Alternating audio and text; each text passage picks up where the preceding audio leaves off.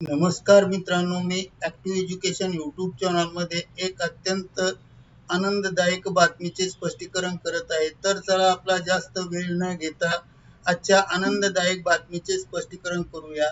मित्रांनो, आजची बातमी आहे तर गुड ब्रेकिंग न्यूज.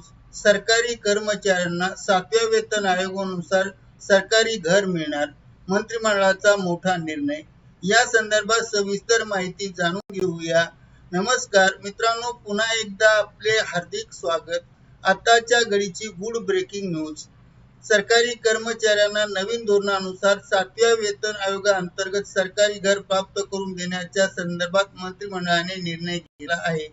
या घेतलेल्या निर्णयामुळे कर्मचाऱ्यांना मोठा लाभ प्राप्त होणार आहे. या संदर्भात सविस्तर माहिती जाणून घेण्यासाठी हा व्हिडिओ सुरुवातीपासून शेवटपर्यंत आवश्यक व हमखास पहा. चला तर करूया गुड ब्रेकिंग न्यूजचे स्पष्टीकरण.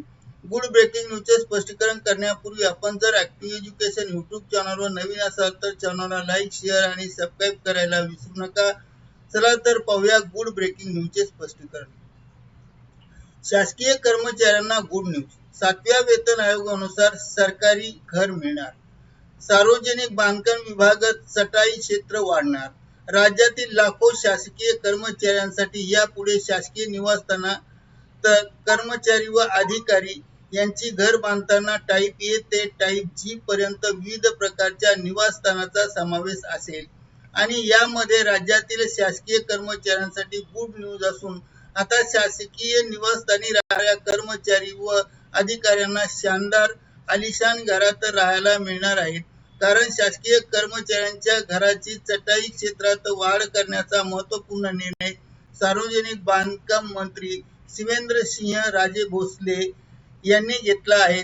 यामुळे शासकीय कर्मचारी व अधिकाऱ्यांचे घर अधिक आधुनिक, सुसज्ज आणि प्रशस्त होणार असून 7व्या वेतन आयोग व गटानुसार निवासस्थानाचे चटाई क्षेत्रफळाची निश्चित करण्यात आली आहे. या नवीन होणाऱ्या बांधकाम प्रकल्पासाठी हा निर्णय लागू होणार आहे.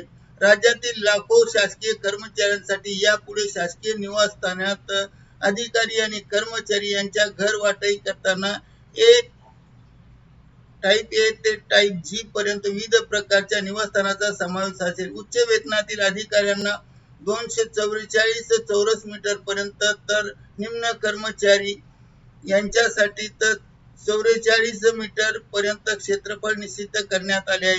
सुधारित आराखड्यामध्ये बैठकीची खोली, भोजन कक्ष, शयन कक्ष, स्वच्छतागृह, स्वयंपाकगृह, बाल्कनी तसेच काही ठिकाणी कार्यालयीन कक्ष, अभ्यासिका, सेवक कक्ष यांचाही समावेश करण्यात आला आहे.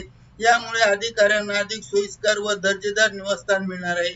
शासकीय निवासस्थानातील प्रत्येक खोलीमध्ये इंटरनेट, दूरध्वनी सुविधा पॉइंट उपलब्ध करून देण्यात येईल. बहुमजली इमारतीमध्ये जिने, कॉरिडॉर आणि इतर सामायिक सुविधा स्वतंत्रपणे विचारात घेतल्या जाणार आहेत. शासनाचा हा निर्णय नव्याने सुरू होणाऱ्या बांधकाम प्रकल्पांना लागू असणार असून सध्या बांधकामामधील किंवा पूर्ण झालेल्या निवासस्थानावर याचा काहीही परिणाम होणार नाही. आधीच वाटप झालेल्या निवासस्थानाच्या श्रेणीमध्ये देखील कोणताही बदल करण्यात येणार नाही असे स्पष्टपणे करण्यात आले आहे. करिता कर्मचाऱ्यांना घर देण्याच्या संदर्भातील शासन निर्णय आपणास स्पष्ट करून सांगितला आहे. करिता ॲक्टिव्ह एज्युकेशन यूट्यूब चॅनलने आपल्या माहितीस्तव ही गुड न्यूज व्हायरल केली आहे.